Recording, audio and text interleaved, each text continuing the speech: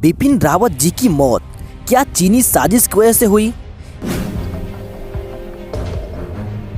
देश भर में इस घटना के बाद कयास लगने शुरू हो गए हैं। कोई खुलकर बोल तो नहीं रहा, लेकिन सबको संदेह है कैसे इतने बड़े देश का सीडीएस किस तरीके से एक हेलीकॉप्टर दुर्घटना में, वो भी दुनिया के सबसे एडवांस हेलीकॉप्टर वीवीआईपी हेलीकॉप्टर में क्रैश होकर उनका निधन हो सकता है।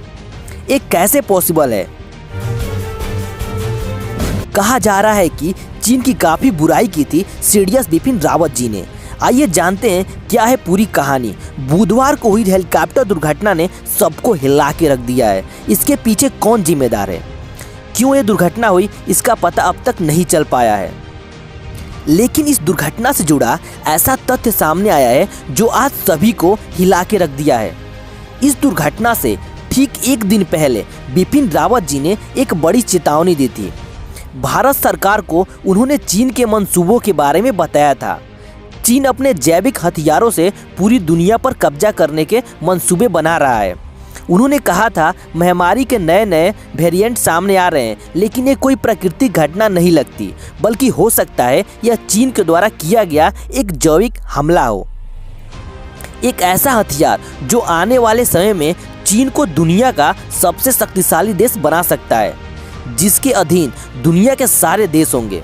उन्होंने साफ साफ यह कह दिया था ये कोई महामारी नहीं है, बल्कि एक प्रकार का जैविक वेपन हो सकता है जो इस समय चीन बखूबी इस्तेमाल कर रहा है। बिपिन रावत जी ने ये भी कहा था इस तरह के हमलों से बचने के लिए हम सभी को पूर्ण रूप से तैयार होना पड़ेगा।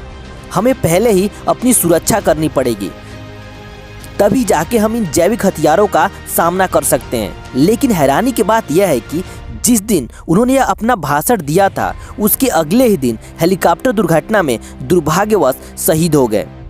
ऐसा अनुमान लगाया जा रहा है यह एक चीनी साजिश हो सकती है, क्योंकि जब इतने बड़े देश के सीडीएस यह कहने लग जाए यह महामारी नहीं एक जैविक हथियार है, तो इससे दूसरे देश के कान जरूर खड़े होंगे। लेकिन ऐसा पहली बार नहीं है जब बिपिन रावत जी ने चीन के चेहरे से पर्दा उठाया था। कई बार वो अपने भाषणों से ही चीनियों के धज्जियां उड़ा चुके हैं। 13 नवंबर को रावत जी ने चीन को भारत के लिए सबसे बड़ा खतरा बताया था। उन्होंने चीन पर भरोसे की कमी बताया था। चीनी इस बात पर तिलमिला उठे। चीन के रक्षा प्रवक्ता कर्नल बुक ने इस बयान को उकसाने वाला और खतरनाक बताया था।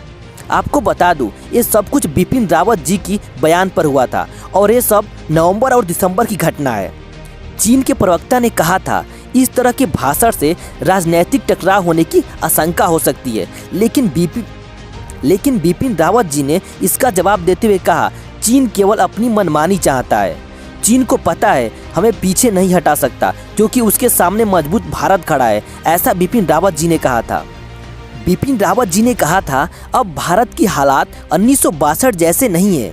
भले ही चीन को अंतर्राष्ट्रीय स्तर पर मजबूत माना जा रहा हो, लेकिन भारत भी कमजोर नहीं है। आज 1962 जैसे हालात नहीं है। बिपिन रावत जी के इस बयान को चीन के विदेश मंत्रालय प्रवक्ता लुक ओन ने बयान को तरह बढ़ाने वाला बयान बताया था। लेकिन यहाँ पर बिपिन रावत जी ने कहा था भारत एक बार में चीनियों से भी लड़ सकता है और पाकिस्तानियों से भी। इस बयान पर पूरी चीनी मीडिया में बवाल मच गया था।